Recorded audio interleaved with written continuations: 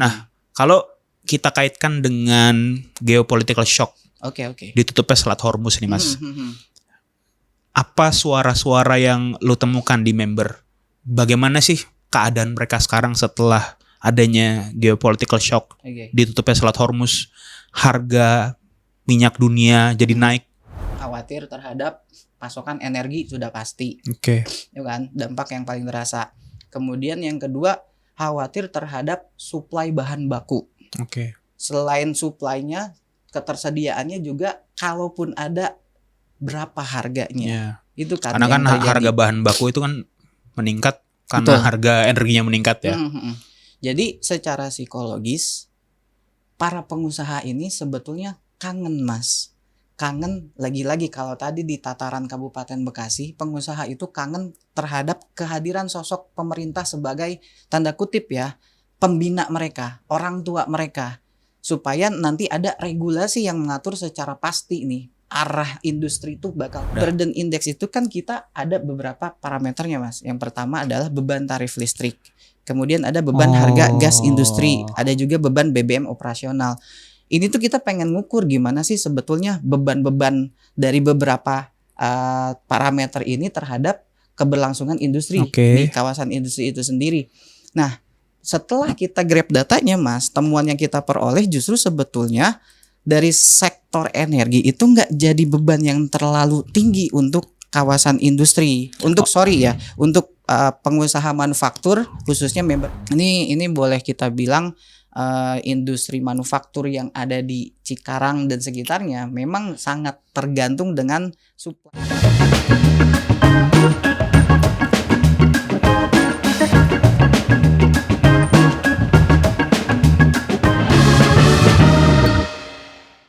Oke, selamat datang di Tenggara Talk Energy Insight. Episode hari ini di take tepat mungkin sekitar 60 hari setelah ditutupnya Selat Hormuz akibat perang antara Amerika, Israel, dan Iran. Kita sudah membahas dampak dari penutupan Selat Hormuz terhadap krisis energi dari perspektif ekonomi yang lebih makro. Tapi sejatinya masalah ini, tantangan ini tidak hanya berdampak pada aspek makro saja, tapi juga ada aspek mikro yang terdampak. Ada industri-industri di kota-kota di sekitar Jakarta yang terdampak. Oleh karena itu, pada episode kali ini, Tenggara Talk Energy Insight sudah menghadirkan sosok yang paling tepat untuk membicarakan bagaimana industri-industri di daerah merespon tantangan ini. Hari ini kami kedatangan Fahmi Wahru Rozi dari Forum Investor Bekasi. Siap, Mas Bim. Apa kabar Mas Fahmi? Alhamdulillah. Gimana Mas Bim? Masih sering mini soccer. Mini soccer. Ya Mas Fahmi ini teman kuliah saya pas S2 ya. Jadi hari ini kita ngobrol kasual aja ya Mas ya. Informal aja, gue lo aja ya seperti biasa. Karena lumayan serius juga nih Mas ya. Soal ngomongin dampak di Hormuz, ke kawasan industri dan lain sebagainya. Jadi ya kita kayaknya bawaannya harus agak santai-santai lah. Tapi sebelum itu gue mau lu ngasih konteks dulu nih Mas. Siap. FIB atau Forum Investor Bekasi itu sebenarnya apa sih? Terima kasih nih Mas Bim. Sebelumnya saya atau gue pribadi udah dikasih kesempatan di Tenggara Talk ini ya. Mudah-mudahan apa nanti yang bisa gue sampaikan nih Mas bisa kasih insight baru, bisa kasih manfaat lah buat para viewernya Tenggara Talk. Pertama, Forum Investor Bekasi itu sejatinya adalah perkumpulan dari para pengusaha manufaktur yang ada di kawasan industri Bekasi dan sekitarnya. Emang orang-orang tuh sering mislead nih karena namanya investor, jadi seringannya nganggep ini ada aktivitas investasi, ada main di market dan lain sebagainya. Sebetulnya enggak. Kita tuh investornya lebih ke investor manufaktur. Nah, dikiranya investor tuh trading dan semacamnya lah gitu kan. Sebetulnya investor yang dimaksud di sini tuh lebih ke pengusaha-pengusaha manufaktur yang ada di kawasan industri Bekasi. Awalnya Forum Investor Bekasi itu skupnya lebih spesifik lagi Mas, lebih kecil. Kita tuh ada di kawasan industri Jababeka. Awalnya tuh kita punya nama Forum Komunikasi Investor Jababeka di sekitar tahun 96-97. karena perkembangan kawasan industri makin meluas dan melebar, kemudian juga pertumbuhan investasinya juga semakin meningkat, akhirnya kan kawasan industrinya pun ikut tumbuh, pengusahanya pun akhirnya ikut bertumbuh pula, dari sisi kuantiti, dari sisi kualitas industrinya dan lain sebagainya. Lahirlah Forum Investor Bekasi untuk menjawab tantangan itu. Di sekitar tahun 2010 lah lahirnya Forum Investor Bekasi setelah jalan beberapa tahun di skup khusus di kawasan Jababeka saja. Akhirnya karena ada tantangan yang lebih luas muncullah Forum Investor Bekasi. Nah, Forum Investor Bekasi ini sebetulnya begini Mas, kalau Mas Bim pasti kan sering dengar ada Apindo, ya kan, ada Kadin, kemudian ada HIPMI. Nah, FIB itu bisa dikatakan ada di layar itulah, tapi secara fungsi kita tuh memang lebih spesifik ke tataran pengelolaan kawasannya. Artinya kalau ada dispute di kawasan industri, FIB yang biasanya maju sebagai jembatan karena startnya aja kan spesifik ya Jababeka ya. Betul, berarti kan suatu kawasan itu ya. Betul, di kawasan, karena pemetaannya begini Mas Bim, kalau di tataran kawasan industri itu biasanya begini kalau kita nakarnya dari bawah nih, kawan-kawan kita yang kaum buruh punya dispute-nya tuh biasanya sama manajemen, sama yang ngasih kerjaannya ya kan. Yes. Manajemen nanti dispute-nya biasanya sama direksinya, ya kan. Direksi ini biasanya sama ownernya. Kadang kan direksi ada yang owner juga, ada yang khusus mereka ya sebagai direksi aja. Nah, owner juga ada dispute-nya Mas, ada permasalahannya tersendiri, masalah tarif listrik, masalah tarif maintenance kawasan industri dan lain sebagainya. Biasanya dispute dengan siapa? Dengan pengelola kawasan industri. Makanya lahirlah Forum Investor Bekasi. Nah, kita nih ada membership yang memang menjadi syarat untuk masuk ke dalam FIB itu tersendiri Mas. Nah, sektor-sektor industrinya beragam. Mulai dari ada sektor industri alat berat, kita ada di kawasan Jababeka, kemudian juga ada industri energi terbarukan, ada juga yang main di area solar panel, di makanan minuman dan otomotif tentunya ada di situ. Variatif lah di FIB itu. Berarti kan FIB itu sekarang cakupannya di kawasan apa aja Mas? Kalau dari sisi kawasan tentunya di sekitaran Bekasi, tapi Bekasinya tuh Mas, kabupaten, kota atau kabupaten dan kota, bahkan beberapa memang ada membership. Member kita tuh ada yang di kawasan industri Pulau Gadung juga ada. Berarti kalau kalau industri kota dan kabupaten Bekasi itu sekitar Cikarang, Pulau Gadung, lalu Jababeka gitu ya. Kalau ya mungkin Mas Bim bisa mention lah beberapa, bisa you name it, beberapa kawasan industri yang sering muncul gitu kan. Nama-namanya kayak Jababeka, kemudian MM 2100. Nah, itu kita ada member-member kita. Tapi memang secara konsentrasinya kebanyakan memang di kawasan industri Jababeka. Begitu Mas. Berarti membernya FIB adalah pengusaha-pengusaha manufaktur, pabrik manufaktur yang ada di kawasan industri kota dan kabupaten Bekasi. Lalu mereka menjadi member FIB itu untuk mendapatkan advokasi ya. Betul. Lebih tepatnya sih mungkin boleh kita katakan Bekasi dan sekitarnya, karena ada beberapa juga di Purwakarta, di Subang. Masuk gitu. Situ ya. Masuk. Karawang berarti masuk juga ya. Karawang tuh ada nggak sih? Karawang ada juga. Ada ya? Tapi yang yang paling aktif tuh justru adanya di Purwakarta. Oke, luas banget ya berarti ya. Oke, berarti kalau buruh tadi kan, kalau gue pakai analogi lu Mas ya. Kalau buruh itu kan stakeholdernya adalah yang memberi kerja. Kalau manajemen stakeholdernya adalah owner. Nah, kalau owner stakeholdernya adalah pemilik kawasan. Betul. Dan juga pemerintah mungkin ya. Salah satunya ada aktornya juga pemerintah di situ. Tapi kalau kita bicara soal aktor pemerintah Mas ya, kalau secara jujur nih ya, apalagi di Kabupaten Bekasi, keberadaan pemerintah ini memang sering menjadi apa ya istilahnya, harapan besar dari pengusaha yang ada khususnya di FIB ya. Kita nih pengen dong sebetulnya kehadiran pemerintah, khususnya ya Kabupaten Bekasi, Pemda Kabupaten Bekasi itu kehadirannya pengen dirasakan sama pengusaha-pengusaha itu. Contoh kasus yang boleh saya angkat nih Mas, masalah CSR. Masalah CSR ini udah jadi permasalahan yang sering berulang di kawasan industri Kabupaten Bekasi. Bukan soal nominalnya bukan soal bagaimana pemanfaatannya, tapi lebih ke ini siapa sih yang harus megang kendali CSR ini? Karena kan begini Mas, dari masyarakat yang ada di sekitaran kawasan industri, mereka tuh taunya ya lu kan udah bikin nih industri, udah gedung pabrik di situ, ngeganggu lingkungan, kan begitu ya. Ada juga kawasan industri yang memang punya dispute dengan masyarakat sekitarnya. Mereka pengen dong dapat kompensasi yang bisa dikasih perusahaan, salah satunya adalah CSR. Tapi manakala mereka tagih kompensasi itu, mereka juga kebingungan, ini kita harus masuknya kemana nih? Langsung ke perusahaan kah? Atau kita minta bantuan ke perkumpulan-perkumpulan semacam kayak FIB kah? Atau sebetulnya yang lebih diharapkan lagi adalah kehadiran pemerintah. Supaya apa Mas? Supaya regulasinya itu terkunci gitu. Jadi nggak liar. Masyarakat nggak serta-merta langsung tagih ke perusahaan atau tagih ke kawasan industri. Makanya kalau Mas Bim sering dengar salah satu permasalahan yang sering terjadi di kawasan industri Bekasi itu ya salah satunya dampak sosialnya itu adalah lebih sering terjadi dispute antara pengusaha dengan ormas-ormas yang ada di sekitar itu. Oke, mulai kebayang sih.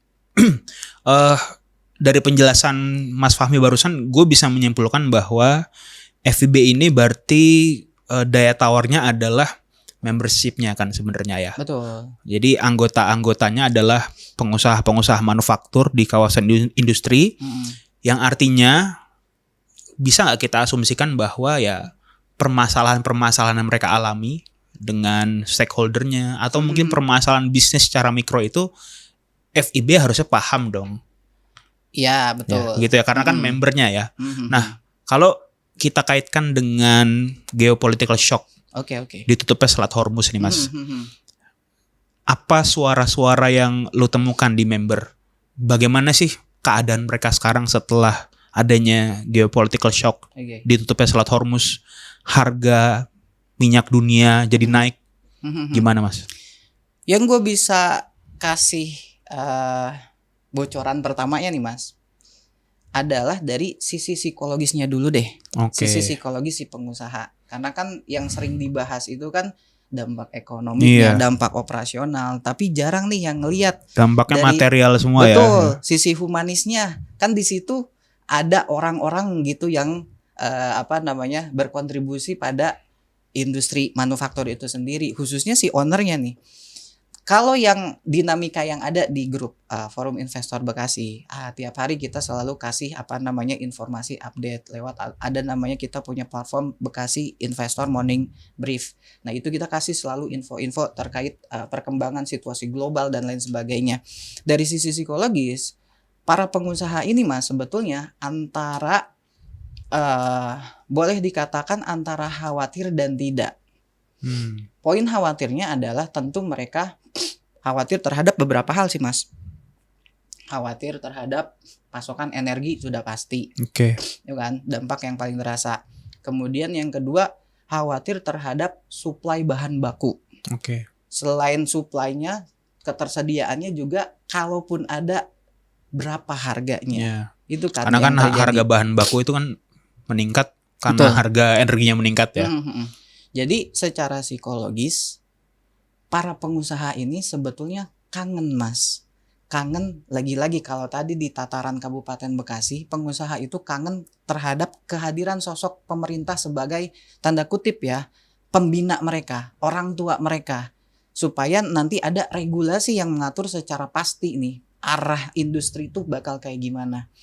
Pun sama nih, di isu yang lebih global, pengusaha pun sebetulnya kangen Mas, ada kehadiran sosok dari pemerintah, entah dari representasi layer manapun, supaya mereka nih dikasih kepastian gitu, mereka nih dikasih ketenangan bagaimana kondisi BBM industri, kemudian bagaimana suplai bahan baku, harganya seperti apa. Ini kan yang jadi regulatornya ini kan pemerintah. Pengusaha itu kan biasanya mereka mulai memikirkan gimana tataran operasionalnya. Tapi kan yang kaitannya dengan energi, dengan bahan baku, ini pasti ada sangkut pautnya dengan pemerintah. Makanya dari pertama kali yang bisa saya sampaikan pintu masuknya adalah dari sisi psikologisnya sebetulnya Mas. Oke. Ini jarang banget yang memperhatikan. Orang-orang kan pasti mikirnya, wah dampaknya nih yang paling kerasa itu kan dari sisi material, ya kan, harga dan lain sebagainya. Terus juga pasti dilihat dari sisi supply tenaga kerja, ada layoff kah, ada ini dan lain sebagainya. Tapi kita selalu lupa Mas, dari sisi pengusaha kita nggak pikirin nih kondisi pengusahanya. Coba bayangkan Mas, kalau misalkan pengusahanya udah mulai, sorry kata gitu ya, stres gitu kan, udahlah gue udah nggak sanggup lagi nih dengan kondisi seperti ini, kita gulung tikernya tutup. Gimana nasib tenaga kerja yang ada? Gimana pengangguran, nasib PHK dan seterusnya kan. Perputaran ekonomi yang ada di sekitar industri yang mereka kelola. Itu sih salah satu pintu masuk yang mungkin bisa gua highlight di Forum Investor Bekasi itu seperti itu. Yang pertama mereka tentunya khawatir. Tapi ya lagi-lagi Mas, ada poin selanjutnya adalah ya di antara kekhawatiran itu mereka pun merasa kayaknya gua nggak perlu khawatir banget gitu kan. Karena apa yang terjadi sekarang sebetulnya pernah mereka rasakan, krisis-krisis itu pernah terjadi. Ya, sudah ada presidennya. Ya, mungkin ya eventnya yang berbeda, kejadiannya yang berbeda. Kayak kemarin kan kita sempat dihantam sama COVID-19 dan lain sebagainya. Jadi sebetulnya kalau dari sisi psikologisnya mereka antara khawatir dan tidaknya tuh seperti itu Mas. Mereka khawatir tentu dengan ketidakpastian supply bahan baku.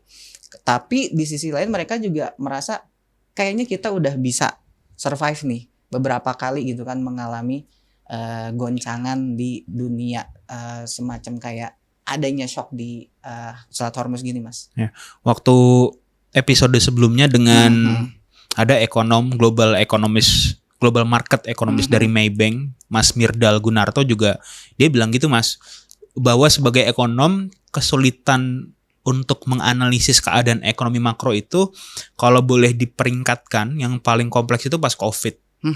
Karena presidennya itu mungkin jauh sekali gitu. Kalau geopolitical shock, harga minyak dunia naik, ada beberapa presiden, ada beberapa event yang bisa jadi komparasi. Jadi dibilang sulit tetap sulit, tapi ada benchmarknya. Nah kalau jadi itu sudut pandang makronya ya. Betul. Nah yang menarik kan sebenarnya ternyata dari aspek psikologis pengusaha-pengusaha yang jadi membernya FIB juga merasakan hal yang sama ya. Betul. Nah berarti kalau boleh nih kita dalemin nih suara-suara member FIB ketika menghadapi geopolitical shock semacam ini, biasanya Mas langkah pertama yang mereka akan lakukan apa? Pastinya mereka harus mengamankan dulu operasional di internal mereka. Operasional ini kan kaitannya dengan 4M Mas kalau di industri, man, machine, method, dan material yang harus mereka amankan gitu kan. Dari sisi man-nya kan tentu tenaga kerja nih harus dipikirkan. Kalau memikirkan tenaga kerja otomatis harus ada produksi yang berjalan. Produksi berjalan di industri itu ditopangnya sama energi dan bahan baku. Nah ini sih sebetulnya Mas, balik lagi ke poin pertama yang tadi saya sampaikan, sebetulnya pengusaha itu antara khawatir dan tidak, karena mereka ya tadi Mas Bim bilang ya gue udah punya benchmarknya, bahkan krisisnya ada yang lebih parah dari ini gitu kan. Nah mereka pun sebetulnya menghadapi krisis di Hormuz ini sudah punya masing-masing. Ada contingency plan-nya. Ada contingency plan-nya. Tapi ini saya bisa klaim atau gue bisa klaim begini Mas. Kalau yang sifatnya boleh kita bilang komunal gitu kan, di satu kawasan, contingency plan yang diberlakukan di satu kawasan itu ada atau enggak, gue bisa bilang mungkin ada, tapi dampaknya ada tapi mungkin tipis gitu ya. Itu gue pun belum pernah dengar gimana sih kalau misalkan ada krisis dari kawasan itu, mitigasinya kayak gimana, atau mungkin gue yang masih kekurangan informasi di situ. Yang jelas di tataran perusahaan mereka bakal melakukan mitigasinya itu berdasarkan pengalaman dari mereka sendiri Mas.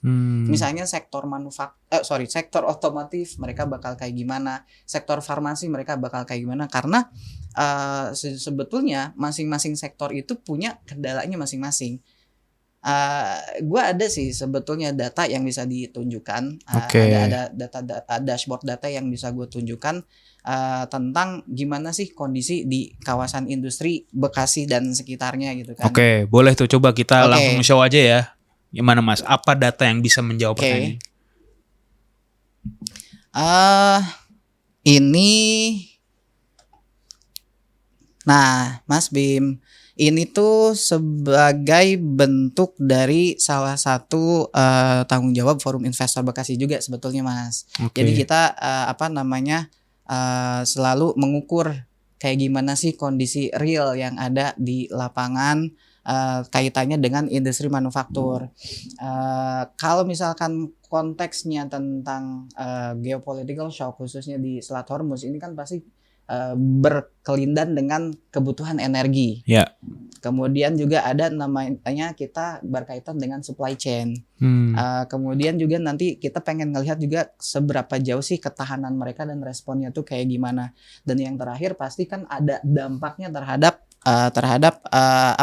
labor di sana, Oke. tenaga kerja. Sorry Mas, gue potong. Berarti ini angka-angka kayak Energy Burden Index, lalu Supply Chain Vulnerability, Resilience and Response Index, lalu Labor Risk Index, ini sebenarnya ranking yang dibuat untuk menggambarkan daya tahan industri gitu Mas ya, atau gimana menafsirkannya? Salah satu yang bisa gue kasih tahu untuk membaca data ini adalah sebetulnya gimana sih kondisi si industrinya. Oke, gitu, Mas. berarti ini untuk menggambarkan secara general, ya, general sih ya. sebetulnya Oke, sip lanjut Mas. Yang bisa gue sampaikan ini belum tentu menjadi gambaran real di lapangan, tetapi ini bisa menjadi pintu masuk melihat kondisi dari sampel member-member yang ada di FIB. Kita kan kalau selalu bicara tentang Selat Hormuz itu pasti kan pintu pertamanya adalah energi. Temuan yang FIB peroleh dari data yang kita grab, justru energi burden index-nya itu rendah, Mas. Maksudnya gimana tuh kalau energi burden index rendah? Energi burden index itu kan kita ada beberapa parameternya, Mas. Yang pertama adalah beban tarif listrik. Kemudian ada beban harga gas industri, ada juga beban BBM operasional. Ini tuh kita pengen ngukur gimana sih sebetulnya beban-beban dari beberapa parameter ini terhadap keberlangsungan industri di kawasan industri itu sendiri. Nah, setelah kita grab datanya Mas, temuan yang kita peroleh justru sebetulnya dari sektor energi itu nggak jadi beban yang terlalu tinggi untuk kawasan industri. Untuk pengusaha manufaktur khususnya member FIB gitu. Oke, kalau boleh nggak kita dalemin yang dimaksud beban tuh apa sih? Sebenarnya tadi kan ada indikator-indikator itu Mas, coba Mas di Energy Burden Index tuh indikatornya kan tadi ya. Jadi kenaikan tarif PLN gitu kan. Betul. Lalu kenaikan harga gas PGN untuk industri. Kenaikan solar atau Pertamina Dex. Nah, itu indikatornya ya. Betul. Jadi semakin indikator itu mengalami kenaikan, berarti nilai bebannya akan semakin besar. Nilai bebannya akan semakin besar. Oke, dan temuannya adalah kita masih rendah bebannya, Mas. Cenderung rendah Mas, karena memang antara beban yang hadir untuk pengusaha ini tidak sebesar yang mungkin dibayangkan oleh kita, khususnya berkaitan dengan konteks krisis yang ada di Selat Hormuz. Nah, beban-beban ini sebetulnya untuk kawasan industri itu sudah tertangani Mas. Misal untuk beban tarif listrik, kenaikan tarif PLN ini kan walaupun data yang kita grab itu baseline-nya dari Oktober 2025, untuk kawasan industri atau industri manufaktur itu sendiri kan mereka sudah punya tarif yang disesuaikan dengan kebutuhan industri itu kan. Kemudian beban harga gas industri pun sama gitu Mas. Itu ada baseline harga yang dipakai untuk industri. BBM operasional mungkin ini yang sedikit berpengaruh di time frame sekarang ini Mas, di BBM operasional, karena kan di industri biasanya pakai BBM-nya yang non subsidi. Apalagi industri manufaktur yang punya spek mesinnya itu yang lumayan oke gitu kan. Mereka pasti harus pakai BBM dengan oktan yang lebih bagus pula gitu kan. Ini mungkin yang akan menjadi beban tersendiri BBM ini. Tetapi dari temuan kita justru kita malah peroleh datanya tuh rendah, Mas. Oke. Dari sektor energi itu artinya narasi yang muncul di tataran digital, mungkin di media dan lain sebagainya. Makanya saya balik lagi nih Mas dari sisi psikologis pengusahanya. Pengusaha antara khawatir dan tidak khawatir. Khawatir itu dari terhadap suplai energi, bahan baku dan lain sebagainya. Itu kalau yang saya perhatikan di member FIB sendiri Mas, kita punya grup, ada grup WA, ada grup lain-lainnya. Mereka banyak yang termakan dengan isu yang berkeliaran di media sosial. Gue mulai paham sih arahnya. Jadi psikologis ini jadi dampak yang signifikan karena sebenarnya secara data ternyata shocknya beban energinya itu nggak sebesar yang psikologisnya rasakan ya gitu. Jadi psikologisnya merasakan ini seperti masalah yang shocking sekali, tapi secara beban energi ternyata data membuktikan rendah. Datanya terbalik antara secara tekanan psikologi yang mereka rasakan, tapi data yang muncul justru lahirnya data itu arahnya terbalik gitu Mas dengan apa yang mereka rasakan. Ini pun akhirnya jadi salah satu strategi kita di Forum Investor Bekasi, gimana sih ngelawan noise yang ada di media sosial. Makanya kita bikin nih dashboard seperti ini yang kita bisa sirkulasikan ke member-member FIB supaya mereka tuh meskipun kekhawatiran itu manusiawi, ngelihat ada kondisi global yang luar biasa chaosnya gitu kan, tiba-tiba blokade total di Selat Hormuz, suplai energi, suplai bahan baku itu pasti nanti bakal terpengaruh.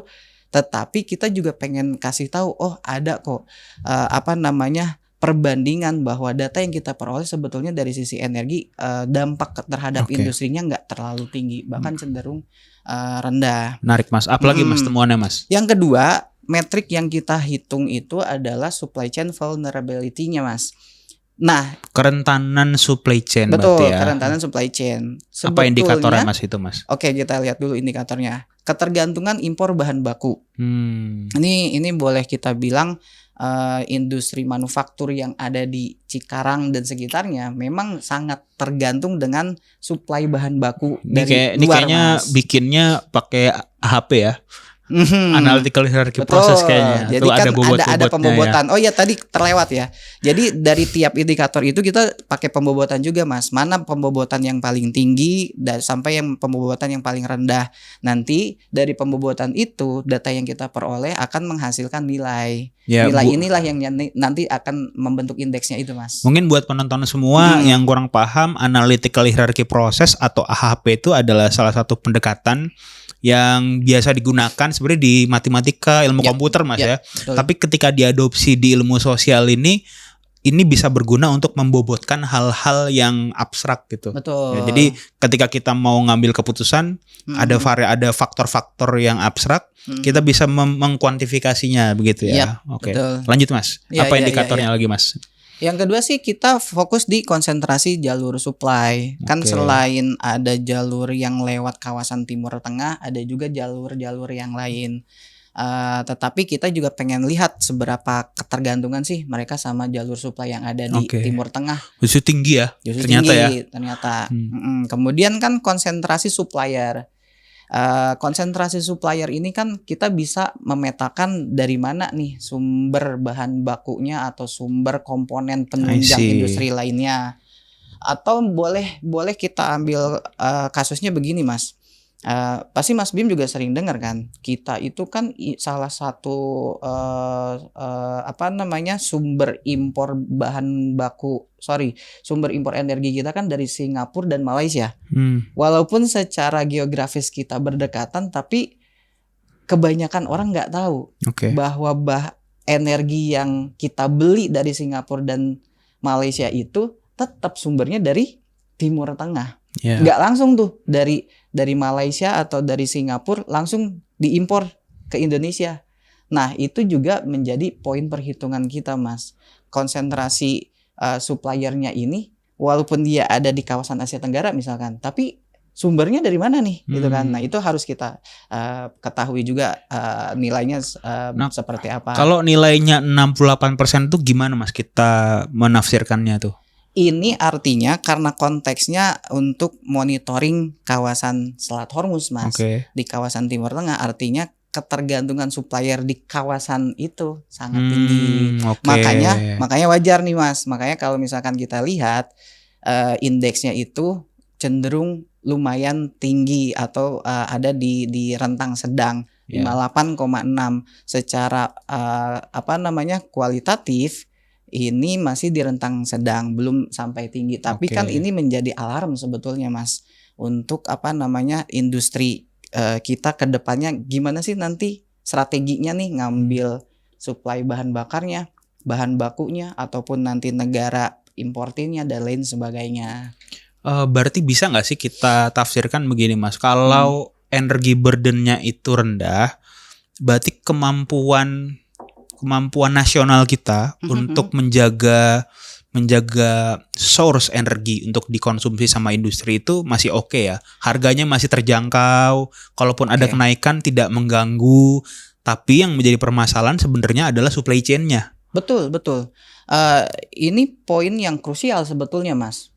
Kalau di sisi energi burden ini, kita dari sisi kawasan industri dan pengusaha yang ada di dalamnya mungkin bisa katakan bisa memberi apresiasi yang tinggi Mas terhadap pemerintah.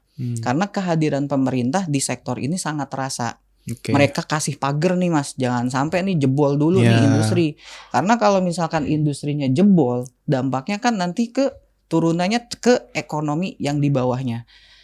Oleh karena itu Mas, kalau misalkan kita bicara soal pengusaha, kemudian kawasan industri, kehadiran pemerintah di sektor ini, boleh saya klaim bahwa kehadiran pemerintah sangat terasa Mas.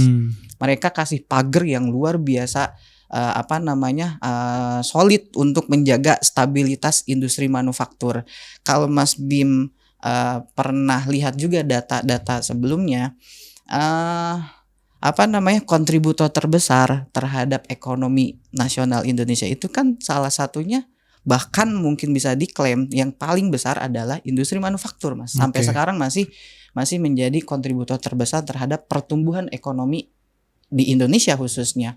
Maka dari itu, kalau menurut gue sih Mas, wajar pemerintah kasih pagar yang kuat nih, pageh nih di sini istilah orang Sunda itu kan, bener-bener dikasih pagar yang bener-bener kuat lah di sektor energi. Biar apa? Biar si kawasan industri dan pengusaha yang ada di dalamnya gak jebol duluan. Kalau mereka sampai jebol duluan, otomatis dong dampaknya ke ekonomi nasional bakal terlihat gitu.